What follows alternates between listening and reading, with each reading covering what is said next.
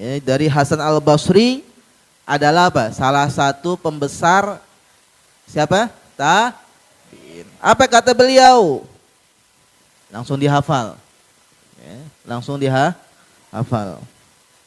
Kata Imam Hasan Al-Basri annahu qala inna fasadal qulubi an sittati asya. Sesungguhnya yang dapat merusak hati manusia, hati kita semua ada 6 perkara. Yang dapat merusak hati ada berapa? 6 langsung dihafal Kenzi.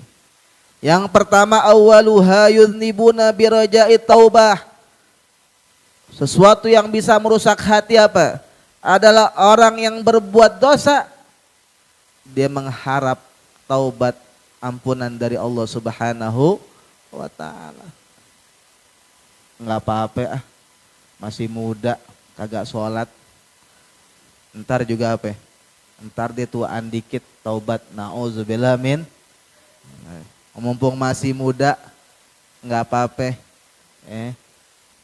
Nongkrong minum-minuman keras, narkoba, main gaple, apalagi sampai judi, masang taruhan, naudzubillah, gua masih muda, ntar juga udah tuaan dikit, kalau udah bosen gua tobat sama Allah, naudzubillah min. Nah ini yang bisa merusak hati, kenapa? Padahal dosa yang kecil dilakukan sama dia, dosa kecil lagi, terus 1, 2, 3 dosa kecil ternyata bisa menjadi dosa besar sehingga na'udzubillah dia susah untuk taubat kepada Allah, mati dalam keadaan su'ul khatimah, na'udzubillah min. Makanya jangan pernah meremehkan sekecil apapun kesalahan kita. Kalau emang kita punya salah kecil apalagi besar, buru-buru taubat, minta ampun nama Allah Subhanahu wa ta'ala. Yang pertama berdosa tapi ngarep taubat. Kata malaikat, gue jijik sama lu. Ngarepin taubat, mulut aja masih bau khamar, minuman keras, mau taubat ngomongin taubat, na'udzubillah. Bawa minuman keras, ngomongnya astagfirullah.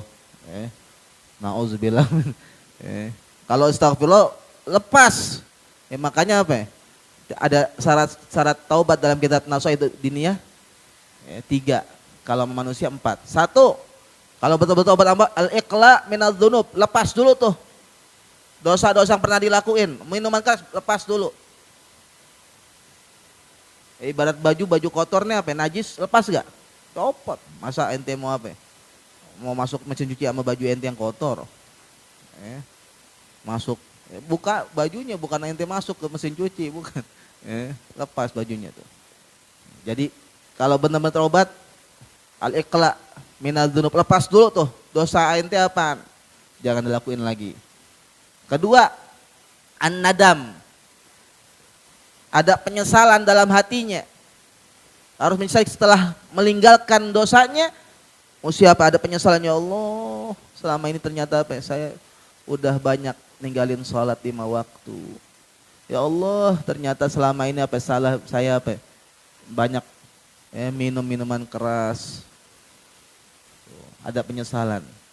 Apalagi al-azm al-ya'ud, punya keinginan, kekuatan dalam hatinya untuk tidak mengulangi itu perbuatan dosa lagi. Itu syarat taubat. 3, ingetin al-iqla minadz dzunub, an-nadam. Ketiga al-azm al-ya'ud. Dan yang keempat kalau sama manusia, raddul mazalim, kembalikan kezaliman yang pernah kita ambil. Kalau kita mencuri harta orang lain, kita balikin dulu baru taubat.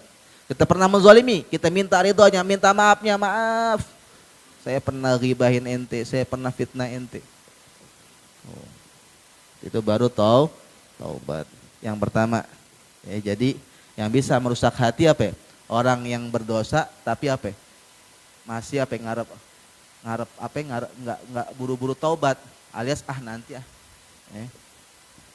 namanya penunda taubat.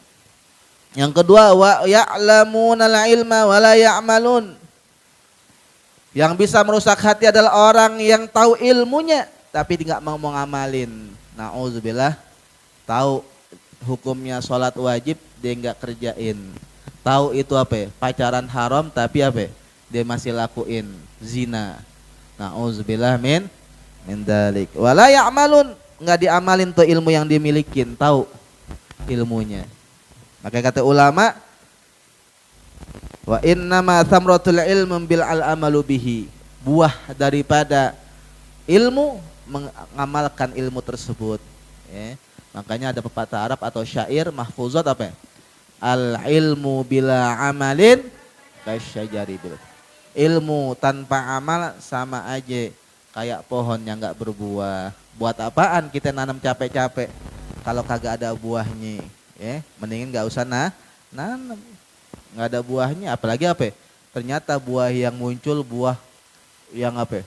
Yang nggak ada manfaatnya, malah menimbulkan bau. Menimbulkan apa busuk. Naudzubillah min dzalik. Itu kedua. Yang ketiga, wa idza ma'amilu la yukhlisun. Yang bisa merusak hati apa ya? Orang yang beramal tapi nggak ikhlas tuh. Jadi ilmu nggak cukup, amal juga nggak. Harus apa? Ikhlas. Harus ikhlas. Kenapa? Karena Imam Ahmad bin Hambal pernah berdoa. Imam Ahmad bin Hambal pernah berdoa. Apa doa beliau? Ya dalilal hiyari dullani ala tariqis shadiqin waj'alni min ibadikal mukhlisin. Sekelas Imam Ahmad bin Hambal, murid daripada Imam Syafi'i rahimahullah ta'ala, beliau minta kepada Allah, wahai Rabb, wahai Tuhanku, dalil khiyar yang menunjukkan orang-orang yang pada bingung. Kenapa? Karena pas apa? Di dunia banyak orang yang apa? Stres. Imam Ahmad bin Hambal banyak apa? Tahu orang banyak yang mau orang kayanya, apalagi orang miskinnya. Yang kaya aja apa? Bisa stres. Yang raja, pejabat bisa stres. Kalau Allah apa? Mau buat dia stres, hati-hati. Gampang, makanya mendingan apa? Kita duduk di majelis taklim hati tenang. Insya Allah pikiran yang apa? Yang ada masalah Allah angkat masalahnya. Amin ya Rabbal. Yang udah dikit lagi mau stres nggak jadi stres. Amin ya Rabbal. Yang dikit lagi mau galau nggak jadi galau. Amin ya Rabbal. Kenapa? Berkat duduk di majelis taklim. Amin ya Rabbal. Duduk sama para guru, para ulama. Amin ya Rabbal. Amin. Jadi Imam Ahmad bin Hambal doa seperti itu. Minta kepada wahai zat yang apa? Yang menunjukkan orang-orang yang bingung. Apa beliau katakan? Dullani ala tariqis shadiqin. Tunjuki saya ya Allah jalan orang-orang yang shadiq, orang-orang yang jujur. Kenapa banyak orang sekarang yang enggak jujur? Aku muslim tapi enggak jujur. Waj'alni min ibadikal mukhlisin. Dan jadikan aku ya Allah hamba-Mu yang ikhlas. Tuh lihat. Jadi butuh apa ya? Jadi butuh apa ya? Kita menjadi orang yang jadi nggak cukup punya ilmu, tapi kudu apa ya? Beramal. Nggak cukup beramal, harus apa? Ikhlas. Berapa itu tadi? Berapa Ustaz Nasrul? 1, 2, 3. Sekarang keempat. Wa ya'kuluna rizqallah wa la yashkurun. Yang keempat yang bisa merusak hati apa ya? Orang yang makan rizki dari Allah tapi enggak bersyukur. Nauzubillah min. Kita makan nih mau yang ibadah, yang mau enggak ibadah, yang ngasih siapa ya? Rizkinya. Yang ngasih rizki apa ya? Allah. Maka kalau seandainya kita enggak bersyukur sama Allah, inilah yang bisa menyebabkan hati kita apa ya? Hati kita jadi rusak. Jadi kudu apa? Kudu bersyukur. Kalau kita ya cuman makan rizki dari Allah, otomatis deh pokoknya. Dari bangun tidur sampai kita tidur lagi apa? Semua napas kita, semua apa? Rizki yang Allah berikan itu apa? Dari Allah. Maka kalau ada orang-orang yang gak bersyukur atas rizki tersebut, maka itu sifat akan merusak hati mereka. Dan yang kelima, wa ma yardona bi qismatillah, enggak ridha terhadap pembagian dari Allah. Sayyid Abdul Qadir Al-Jailani mengatakan, irda bid-duni walzamhu jiddan fatanqulu ilal a'ma wal anfas wa bihi tahanna wa fi tabqa wa tahfaz bila ainad dunya wa ukhra summa tataqam min dari ila ma huwa aqrabu ainan wa minhu wa ahna.